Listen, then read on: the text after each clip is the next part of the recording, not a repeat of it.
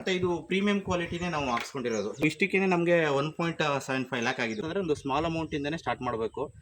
Form ಮಾಡಿದವರೆಲ್ಲ ಏನು ಲಾಭ ಇಲ್ಲ ಅಂತ ಹೇಳಿ ಸ್ಟಾಪ್ ಮಾಡಿರೋರು ಉಂಟು. ಫಿಸಿಕ್ಸ್ ಲೆಕ್ಚರರ್ ನಾವು.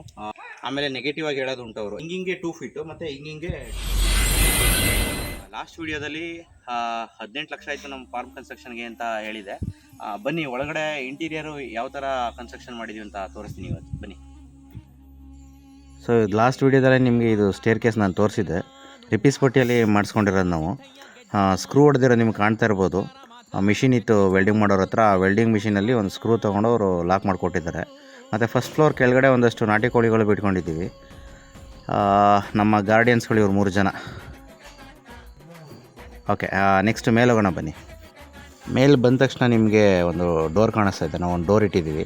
ಮತ್ತು ರೆಡ್ ಕಲರ್ ಮ್ಯಾಟ್ ಏನು ಕಾಣ್ತಾ ಇದೆಯಲ್ಲ, ಪ್ಲಾಸ್ಟಿಕ್ ಸ್ಲಾಟೆಡ್ 2 ಅಡಿದು 2 ಹಾಕ್ಸ್ಕೊಂಡಿದ್ದೀವಿ. ಅಂದರೆ 4 ಅಡಿ ಅಗಲ ಇಟ್ಟಿದ್ದೀವಿ ನಾವು. 4 ಅಡಿ ಅಗಲ, ಉದ್ದ 60 ಅಡಿ ಇದೆ ಟೋಟಲ್.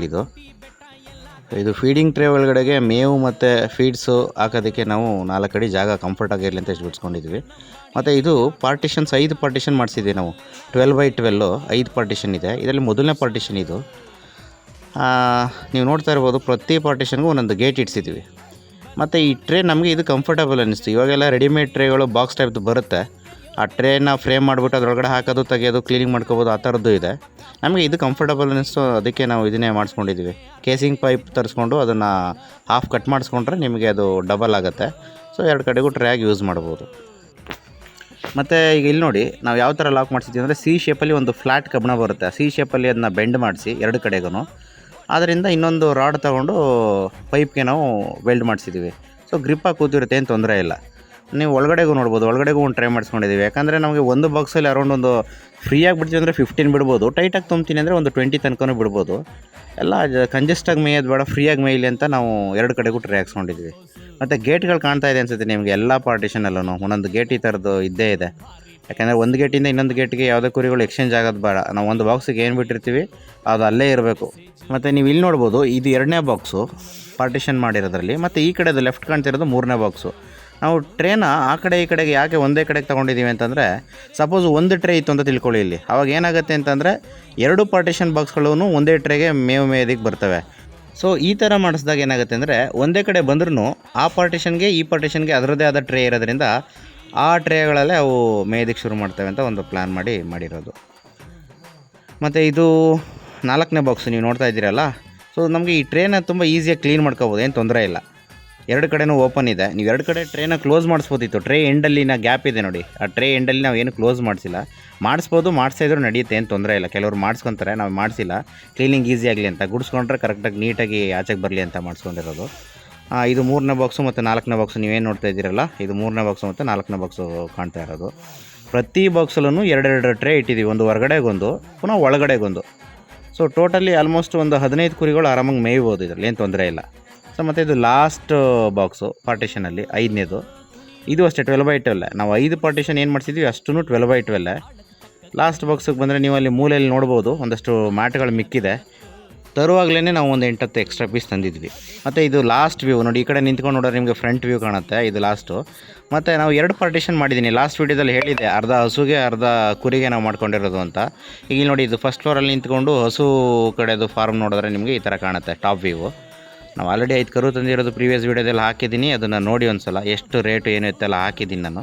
ಸೊ ಇದು ನಮ್ಮ ಹಸು ಫಾರ್ಮ್ಗೆ ಮಾಡ್ಕೊಂಡಿರೋದು. ಹಿಂದೆಗಡೆ ಈ ಕಡೆಗೆ ಬ್ಯಾಕ್ ಗೇಟ್ ಕಾಣ್ತಾ ಇದೆ ನೋಡಿ, ಅಲ್ಲೇ ನಿಮಗೆ.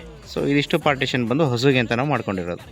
ಮತ್ತು ಇದು ಚಿಲ್ಕ ನೋಡಿ, ಈ ಥರದ್ದು ಎಲ್ಲದಕ್ಕೂ ಸೇಮ್ ಇದೇ ಥರ ಲಾಕ್ ಸಿಸ್ಟಮೇ ಇಟ್ಟಿರೋದು ಚಿಲ್ಕ. ನಾವು 5 ಪಾರ್ಟಿಷನ್ಗೂ ಇದೇ ಥರನೇ. ಬೇಕಂದರೆ ನೀವು ಬೀಗ ಹಾಕ್ಬೋದು, ಬೀಗ ಹಾಕೋಂಥ ನೆಸೆಸಿಟಿ ಇರೋಲ್ಲ. ನಾವು 24x7 ಇಲ್ಲಿ ಇರ್ತೀವಿ ಯಾರಾದರೂ ಒಬ್ಬರು. ಸೊ ಆದರೂ ಆಚೆಗೆ ಬರದೇ ಇರಲಿ ಅಂತ ಚಿಲ್ಕ ಹಾಕ್ಸಿದ್ದೀವಿ ನಾವು ಅಷ್ಟೇ. 5ನೇ ಪಾರ್ಟಿಷನ್ ಮೂಲೆಯಿಂದ ನಿಂತ್ಕೊಂಡ್ರೆ ಈ ಥರ ಕಾಣುತ್ತೆ ನಿಮಗೆ. ವಾಟ ಕೊಟ್ಟಿರೋದು ನೋಡ್ಬೋದು ನೀವು, ಟಾಪ್ ಶೀಟು ಲೆಫ್ಟಿಂದ ರೈಟಿಗೆ ಕೊಟ್ಟಿದ್ದೀವಿ. ಅಲ್ಲಿಂದ ಬಂದು ಹಸು ಶೆಡ್ ಮೇಲ್ಗಡೆ ಒಂದು ಶೀಟ್ ಇದೆಯಲ್ಲ, ಅದ್ರ ಮೇಲೆ ಬೀಳುತ್ತೆ. ಅಲ್ಲಿಂದ ಹೋಗಿ ಪುನಃ ಗಾರೆ ಮೇಲೆ ಕೆಳಗಡೆ ಬೀಳುತ್ತೆ. ಅಲ್ಲಿಂದ ನಾವು ಒಂದು ಕೇಸಿಂಗ್ ಪೈಪನ್ನು ಕನೆಕ್ಷನ್ ಮಾಡ್ಕೊಂಡು ಆಚೆ ಕಡೆಗೆ ಬಿಟ್ಕೊಂಡಿದ್ದೀವಿ. ಮಳೆ ನೀರೆಲ್ಲ ಬಿದ್ದಿದ್ದೆಲ್ಲ ಗಾರೆ ಮೇಲೆ ಬಿದ್ದು ಡೈರೆಕ್ಟ್ ಆಚೆ ಹೋಗಂಗೆ ನಾವು ಕನೆಕ್ಟ್ ಮಾಡ್ಕೊಂಡಿದ್ದೀವಿ. ಮತ್ತು ಮೆಶ್ ನೋಡ್ತಾ ಇರ್ಬೋದು ನೀವು, 5 ಪಾರ್ಟಿಷನ್ ಮೆಶ್ಗಳು ಈ ಥರ ಬಾಕ್ಸ್ ಥರ ಫ್ರೇಮ್ ಮಾಡಿಸಿ ವೆಲ್ಡ್ ಮಾಡಿಸ್ಕೊಂಡಿರೋದು. ಇದು ಫ್ರಂಟ್ ಡೋರ್ದು.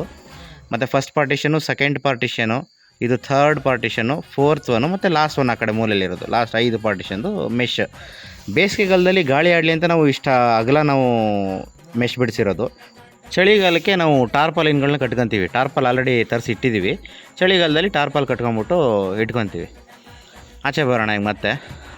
ಸ್ಟೇರ್ ಕೇಸಿಂದ ಇದು ವ್ಯೂ ಕಾಣ್ತಾ ಇರೋದು ರೋಡು. ನಮಗೆ ಫಾರ್ಮ್ಗೆ ರೋಡ್ ನೀಟಾಗಿದೆ. ಫಾರ್ಮ್ ಗೇಟ್ವರೆಗೂ ರೋಡ್ ಇದೆ. ರೆಡಿಮೇಡ್ ಕಾಂಪೌಂಡ್ ವಾಲ್ಸ್ಗಳು ಮತ್ತು ಈ ಕಡೆ ಒಂದಷ್ಟು ಒಣಮೇವು ಇಟ್ಕೊಂಡಿದ್ದೀವಿ. ಗೇಟಿಂದ ಲೆಫ್ಟ್ ಸೈಡ್ ನೋಡಿದ್ರೆ ಈ ಥರ ಪಾತ್ ಖಾಲಿ ಬಿಟ್ಟಿದ್ದೀವಿ. ನಾವು ಒತ್ತಿಗೆ ಇಲ್ಲಿ ಏನೂ ಹಾಕಲ್ಲ, ಯಾಕಂದರೆ ಹಾವುಗಳದ್ದು ಕಾಟಗಳಿರುತ್ತೆ, ನಿಮಗೆ ಗೊತ್ತಿರುತ್ತೆ ಫಾರ್ಮ್ ಮಾಡಿರೋರಿಗೆ. ಸೊ ಅದಕ್ಕೆ ಖಾಲಿ ಇರಬೇಕು ಯಾವತ್ತು. ಫಾರ್ಮ್ ಸುತ್ತ ಖಾಲಿ ಇರಬೇಕು, ನಿಮಗೆ ಓಡಾಡಿದ್ರೆ ಎಲ್ಲ ಕ್ಲಿಯರಾಗಿ ಕಾಣೋಂಗೆ. ಮತ್ತು ಫಸ್ಟ್ ಫ್ಲೋರ್ ಕೆಳಗಡೆ ಶೀಟ್ ಕೊಡಿಸಿದ್ದೀವಿ ನಾವು. ಯಾವುದಾದ್ರು ಕುರಿದು ಇಕ್ಕೆ ಏನಾದರೂ ಬಿದ್ದರೆ ಈ ಶೀಟ್ ಮೇಲೆ ಬಿದ್ದು ಕೆಳಗಡೆ ಬರೋಂಗೆ. ಬಟ್ ಇಲ್ಲಿ ನಾವು ಗ್ಯಾಪ್ ಕೊಟ್ಟಿರೋದು ಜಸ್ಟ್ 1.5 ಅಡಿ ಮಾತ್ರ. ಫಸ್ಟ್ ಫ್ಲೋರ್ ಗ್ರೀನ್ ಮ್ಯಾಟ್ ಹಾಕಿದ್ದೀವಲ್ಲ, ಅಲ್ಲಿಂದ ಈ ಕಲ್ನಾರ್ ಶೀಟ್ಗೆ ಇರೋದು ಬರೀ 1.5 ಅಡಿ.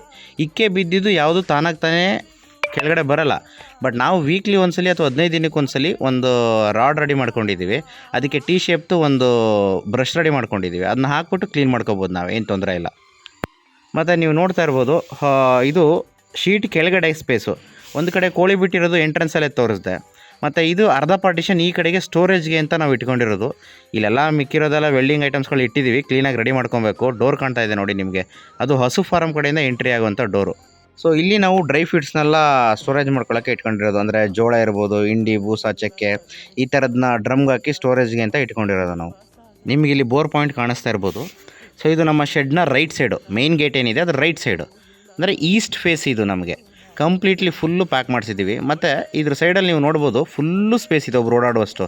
ಯಾವತ್ತೂ ಒತ್ತಿಗೆ ಯಾವುದೇ ಗಿಡ ಏನೂ ಇರಬಾರ್ದು, ಯಾಕಂದರೆ ಹಾವುಗಳು ಒಳಗಡೆ ಬಂದುಬಿಡ್ತವೆ. ಈಗ ನೋಡಿ ಬ್ಲ್ಯಾಕ್ ಕಲರ್ದು ಗೋಟ್ದು, ಮತ್ತು ರೆಡಿಮೇಡ್ ವಾಲ್ ಕಾಣ್ತಾ ಇರೋದು ಹಸುದು, ಮತ್ತು ಲಾಸ್ಟ್ ಬಂದು ಪಿಜನ್ ಕೇಜ್ ಒಂದು ಮಾಡಿಸ್ಕೊಂಡಿದ್ದೀವಿ ನಾವು. ಸೊ ಈ ಮೂರದು ನಿಮಗೆ ನೀಟಾಗಿ ಕಾಣ್ತಾ ಇದೆ ನೋಡಿ. ಬ್ಲ್ಯಾಕ್ ಕಲರ್ದು ಗೋಟ್ ಮತ್ತು ಶೀಪ್ಗೆ, ಮಿಡಲ್ಲು ಹಸುದು, ಮತ್ತು ಆ ಕಡೆ ಪಿಜನ್ ಕೇಜ್ ಇದೆ ಕಾರ್ನರು. ಇದು back side, farm back side. ನೀವು ಇಲ್ಲೂ ನೋಡ್ಬೋದು, ಇಲ್ಲೂ ನಾವು ನೀಟಾಗಿ ಒಂದು 2-3 ಅಡಿ ಜಾಗ ನೀಟಾಗಿ ಬಿಟ್ಟಿದ್ದೀವಿ ಓಡಾಡೋದಕ್ಕೆ. ಎಲ್ಲೂ ನಮ್ಮ ಫಾರ್ಮ್ ಸುತ್ತ 4 ಜಾಗದಲ್ಲೂ ನಾವು ಫ್ರೀಯಾಗಿ ಬಿಟ್ಕೊಂಡಿರೋದು. ಮತ್ತು ಪಿಜನ್ ಕೇಜಲ್ಲಿ ನೀವು ಪಿಜನ್ಗಳು ನೋಡ್ತಾ ಇರ್ಬೋದು. ಸೊ ಇದು ನಮಗೆ ಪಿಜನ್ನು ಚಿಕ್ಕ ವಯಸ್ಸಿಂದನೂ ತುಂಬ ಕ್ರೇಜು, ಅಂದರೆ ನಮಗೆ ಸಾಕೋದಕ್ಕೆ ಖುಷಿ. ಸೊ ಹಾಗಾಗಿ ನಮ್ಮ ಖುಷಿಗೋಸ್ಕರ ಇಟ್ಕೊಂಡಿರೋದು ಪಿಜನ್ ಅಷ್ಟೇ. ಮತ್ತು ಈ ಪಾತಲ್ಲಿ ಏನೋ ಆರಾಮಾಗಿ ಓಡಾಡೋದಕ್ಕೆ ಸುತ್ತ ಒಂದು ರೌಂಡು. ಇಲ್ಲಿ ನೋಡಿ ಒಳಗಡೆ ನಿಮಗೆ ವ್ಯೂ ಕಾಣ್ತಾ ಇರ್ಬೋದು, ಹಸು ಶೆಡ್ಡು. ಮತ್ತು ನಮ್ಮ ಹಿಂದಗಡೆ ಫಾರ್ಮ್ ಹಿಂದಗಡೆ ಒಂದಷ್ಟು ಹುಲ್ಲು ಹಾಕೊಂಡಿದ್ದೀವಿ ಎಮರ್ಜೆನ್ಸಿಗೆ ಇರಲಿ ಅಂತ. ಬ್ಯಾಕ್ ಗೇಟ್ ನೋಡ್ಬೋದು, ಈಗ ನಿಮ್ಗೆ ಬ್ಯಾಕ್ ಗೇಟು ಕಾಣ್ತಾ ಇದೆ. ಇದು ನಮ್ಮ ಬೋರ್ ಪಾಯಿಂಟ್, ಅಲ್ಲಿಂದ ಇಲ್ಲಿಗೆ ಒಂದು ಪಾಯಿಂಟ್ ಇಟ್ಸ್ಕೊಂಡಿದ್ದೀವಿ. ನೀವು ಫ್ರಂಟ್ ನೋಡಿದ್ರಲ್ಲ ಶೆಡ್ಡು, ಆ ಶೆಡ್ ಲೆಫ್ಟ್ ಸೈಡ್ದು ಇದು, ಈ ಕಡೆ ಜಾಗ 4ನೇ ಭಾಗ. ನಿಮ್ಗೆ ಒಂದು ರೌಂಡ್ ಫುಲ್ ಬಂದೆ ಇವಾಗ ನಾನು. ಈ ಕಡೆನೂ ನೋಡಿ, ಈ ಕಡೆನೂ ಪಾತು ಫುಲ್ಲು ನಾವು ಗ್ಯಾಪ್ ಇಡ್ಸಿದ್ದೀವಿ. ಈ ಕಾರ್ನರಲ್ಲಿ ಒಂದಷ್ಟು ಒಣಹುಲ್ಲು ಹಾಕೊಂಡಿದ್ದೀವಿ. ಮತ್ತು ರೋಡಲ್ಲಿ ವೆಹಿಕಲ್ಗಳು ಓಡಾಡ್ತಾ ಇರೋದು ನಿಮ್ಗೆ ಕಾಣ್ಬೋದು. ಮತ್ತೆ ಪುನಃ ನಾವು ಮೇನ್ ಗೇಟ್ಗೆ ಬಂದ್ವಿ. ಇಲ್ಲಿ ನಿಮಗೆ ಸ್ಟ್ರೀಟ್ ಲೈಟ್ಗಳ ಥರದ್ದು ಕಾಣ್ತಾ ಇರ್ಬೋದು. ಒಂದು ಲೈಟ್ ನೋಡಿ, ಈ ಲೈಟ್ ನೋಡಿ, ನಿಮಗೆ ಬಿಸಿಲು ಬೀಳೋ ಥರ ನಾವು ಆಚೆಗೆ ಬಿಟ್ಟಿದ್ದೀವಿ ಕಂಬನ. ಮತ್ತು ಈ ಲೈಟ್ ನೋಡಿ, ಇದು ಶೆಡ್ಡು ಕೆಳಗಡೆಗಿದೆ. ಸೊ ಬಿಸಿಲಿಗೆ ಬೀಳೋ ಥರ ಆಚೆಗೆ ಬಿಟ್ಟಿರೋದು ಸೋಲಾರ್ ಲೈಟು, ಆಟೋಮೆಟಿಕ್ ಅದು. ಇನ್ನು ಶೆಡ್ ಒಳಗಡೆ ಇರೋದು ನಮ್ಮ ಎಲೆಕ್ಟ್ರಿಕ್ ಕರೆಂಟ್ ಯೂಸ್ ಮಾಡಿಕೊಂಡು ಆನ್ ಮಾಡ್ಕೊಳ್ಳೋಂಥ ಲೈಟ್ಗಳವು. ಹಸು ಶೆಡ್ ಒಳಗಡೆ ಬಂದರೆ ಮೂಲೆಯಲ್ಲಿ ಲವ್ ಬರ್ಡ್ಸ್ ಕೇಜು ಇದೆ. ಸೊ ಲವ್ ಬರ್ಡ್ಸು ಅಷ್ಟೇ ನಮ್ಮ ಪ್ರೀತಿಗೆ ಇಟ್ಕೊಂಡಿರೋಂಥದ್ದು. ಫಾರ್ಮಲ್ಲಿ ಈ ಥರ ಎಲ್ಲ ಇಟ್ಕೊಂಡ್ರೆ ಏನೋ ಒಂಥರ ಚೆಂದ ಅನ್ನಿಸ್ತು, ನಮ್ಮ ಪ್ರೀತಿಗೆ ಇಟ್ಕೊಂಡಿರೋಂಥದ್ದು. ಎಷ್ಟು ಕಲರ್ಫುಲ್ ಆಗಿವೆ ನೋಡಿ. ನೆಕ್ಸ್ಟ್ ನಮ್ಮ ಹಸು ಫಾರ್ಮು. ಈ ಕಡೆ ಒಂದು 5 ಕರುಗಳು ತಂದಿರೋದು ಲಾಸ್ಟ್ ವೀಡಿಯೋದಲ್ಲಿ ಹಾಕಿದೆ. ಸೊ ಈಗ ಆಲ್ರೆಡಿ ನಮಗೆ ಕೆಲಸಗಳು ಸ್ಟಾರ್ಟ್ ಆಗಿದೆ ಇವ್ರದ್ದು. ಕರುಗಳಿಂದನೇ ಸ್ಟಾರ್ಟ್ ಮಾಡೋದು ನಮ್ಮ ಕಾನ್ಸೆಪ್ಟ್ ಆಗಿತ್ತು. ಸೊ ಹಂಗಾಗಿ ನಾವು ಕರುಗಳನ್ನೇ ತಂದಿದ್ದೀವಿ. ಸೊ ದೊಡ್ಡದು ಹಾಲು ಕರೆಯಂಥ ಹಸುಗಳನ್ನು ಇನ್ನೊಂದು ಫ್ಯೂಚರ್ಲಿ ಇನ್ನೊಂದು 2-3 ಮಂತ್ಸ್ ಬಿಟ್ಟು ಅದನ್ನು ಒಂದು 2-3 ತರ್ತೀವಿ. ಮತ್ತು 18 ಲಕ್ಷ ಆಗೋಯ್ತು, ಇದರಿಂದ ಲಾಭ ಏನೂ ಇಲ್ಲ ಅಂತಂದರೆ ಇಮಿಡಿಯೇಟ್ಲಿ 2 ವರ್ಷ 3 ವರ್ಷದಲ್ಲಿ ಯಾವ ಲಾಭನೂ ಬರೋಲ್ಲ ನಿಮಗೆ. ಸಡನ್ನಾಗಿ ಪೇಷನ್ಸಿಂದ ಒಂದು 2-3 ವರ್ಷ ಕಾಯಬೇಕು. ಸೊ ಈಗ ನಮಗೆ ಇನ್ನೊಂದು ಸೋರ್ಸ್ ಇರೋದ್ರಿಂದ ನಾವು ಇಷ್ಟೊಂದು ಲಾರ್ಜ್ ಅಮೌಂಟ್ ಹಾಕ್ಬಿಟ್ಟು ಮಾಡ್ತಾ ಇರೋದು. ನಿಮ್ಗೆ ಇನ್ನೊಂದು ಸೋರ್ಸ್ ಇಲ್ಲ ಅಂತಂದರೆ ಒಂದು ಸ್ಮಾಲ್ ಅಮೌಂಟಿಂದನೇ ಸ್ಟಾರ್ಟ್ ಮಾಡಬೇಕು. ಸೊ ಇದು ನನ್ನ ಒಪಿನಿಯನ್ನು. ಏನು ಇನ್ನೊಂದು ಸೋರ್ಸ್ ನಿಮ್ಮ ಮನೇಲಿ ಇನ್ನೊಂದು ಸೋರ್ಸ್ ಇಲ್ಲ ಅಂತಂದರೆ ಸ್ಮಾಲ್ ಅಮೌಂಟಿಂದನೇ ಸ್ಟಾರ್ಟ್ ಮಾಡಿ. ಇನ್ನೊಂದು ಯಾವುದೋ ಒಂದು ಸೋರ್ಸ್ ಇದೆ ಅಂತಂದರೆ ನೀವು ಬೇಕಂದರೆ ಲಾರ್ಜ್ ಅಮೌಂಟಲ್ಲಿ ಸ್ಟಾರ್ಟ್ ಮಾಡ್ಬೋದು. ಯಾಕಂದರೆ ಸ್ಟಾರ್ಟಿಂಗ್ 2 ವರ್ಷ ನಿಮ್ಗೇನು ಲಾಭ ಇಲ್ಲ ಅಂದ್ರೂ ಸ್ವಲ್ಪ ತಡ್ಕೋಬೋದು ಅಂತ ಅಷ್ಟೇ, ಇನ್ನೇನು. ಮತ್ತು 2-3 ವರ್ಷ ಕಾದ್ಬಿಟ್ಟು ಇಷ್ಟು ಲಾರ್ಜ್ ಅಮೌಂಟ್ ಹಾಕಿ ಫಾರ್ಮ್ ಮಾಡಿದವರೆಲ್ಲ ಏನು ಲಾಭ ಇಲ್ಲ ಅಂತ ಹೇಳಿ ಸ್ಟಾಪ್ ಮಾಡಿರೋರು ಉಂಟು. ಆಮೇಲೆ ನೆಗೆಟಿವ್ ಆಗಿ ಹೇಳೋದು ಉಂಟು ಅವರು, ಏನಂತ ನಮ್ಗೆ ಇದರಿಂದ ಏನು ಲಾಭ ಇಲ್ಲ, ಅಷ್ಟು ಕಷ್ಟಲ್ಲೇ ಅಲ್ಲಿಗೆ ಆಗುತ್ತೆ ಅಂತ. ಮಾಡೋಕ್ಕಾಗದೇ ಇರೋರು ಆ ಥರ ಮಾತಾಡ್ತಾರೆ. ಪೇಷನ್ಸಿಂದ ಇರಬೇಕು. ಒಂದು 2 ವರ್ಷನಾದರೂ ಪೇಷನ್ಸಿಂದ ಇರಬೇಕು. ನಿಮ್ಗೆ 2 ವರ್ಷನೇ 18 ಲಕ್ಷ ಹಾಕ್ಬಿಟ್ಟು 20 ಲಕ್ಷ ಬರಬೇಕು ನಮ್ಗೆ ಲಾಭ ಅಂತಂದರೆ ಆಗಲ್ಲ. ವೆಯ್ಟ್ ಮಾಡಿ, ಬರುತ್ತೆ. ಮತ್ತು ನಮ್ಮ ಪ್ರೊಫೆಷನ್ ಬಂದು ಲೆಕ್ಚರರು, ಫಿಸಿಕ್ಸ್ ಲೆಕ್ಚರರ್. ನಾವು ಮೈಸೂರಲ್ಲಿ ವರ್ಕ್ ಮಾಡ್ತಾ ಇರೋದು. ಫಾರ್ಮಿಂಗ್ ಅಂತಂದರೆ ತುಂಬ ಇಷ್ಟ. ನಮಗೂ ಅಷ್ಟೇ, ಮತ್ತು ನಮ್ಮ ಅಣ್ಣ ಈಗ ನನ್ನ ಪಾರ್ಟ್ನರ್ ಆಗಿ ಮಾಡ್ತಾ ಇರೋದು ನಮ್ಮ ಅಣ್ಣನ ಜೊತೆ. ಇದಿಷ್ಟು ಏನು ಈಗ ನಾವು ಕನ್ಸ್ಟ್ರಕ್ಷನ್ ಮಾಡಿದ್ದೀವಿ ಅದೆಲ್ಲ ಪಾರ್ಟ್ನರ್ಶಿಪ್ಪಲ್ಲಿ ಮಾಡ್ತಿರೋದು ನಾನು ಮತ್ತು ನಮ್ಮ ಅಣ್ಣ. ಫಾರ್ಮಿಂಗ್ ಅಂದರೆ ಇಬ್ರಿಗೂ ತುಂಬ ಇಂಟ್ರೆಸ್ಟ್ ಇದೆ. ಅಂದರೆ ಯಾವ ಥರ ಅಂತಂದರೆ ಎರಡು ದೇಹ ಒಂದೇ ಮೈಂಡ್ ಸೆಟ್ ಅನ್ನೋ ರೀತಿ ನಾವು ಫಾರ್ಮಿಂಗ್ನ ತೊಗೊಂಡಿರೋದು. ಆ ಥರ ಇದ್ದರೆ ಮಾತ್ರ ಪಾರ್ಟ್ನರ್ಶಿಪ್ಪಲ್ಲಿ ಮಾಡಬೇಕು. ನಿಮಗೆ ಅವ್ರದ್ದೇ ಮೈಂಡ್ ಸೆಟ್ ಬೇಡ, ಪಾರ್ಟ್ನರ್ದು ನಿಮ್ಮದೇ ಮೈಂಡ್ ಸೆಟ್ ಬೇರೆ ಅಂತಂದರೆ ನಿಮಗೆ ಕಷ್ಟ ಆಗುತ್ತೆ. ಸೊ ಹಂಗಾಗಿ ಮುಂದೆ ಒಂದೇ ಮೈಂಡ್ ಸೆಟ್ ಇರೋಂಥವ್ರನ್ನ ಪಾರ್ಟ್ನರ್ ಆಗಿ ತೊಗೊಂಡ್ರೆ ನೀವು ಪಾರ್ಟ್ನರ್ಶಿಪ್ಪಲ್ಲೂ ಆರಾಮಾಗಿ ಮಾಡ್ಬೋದು.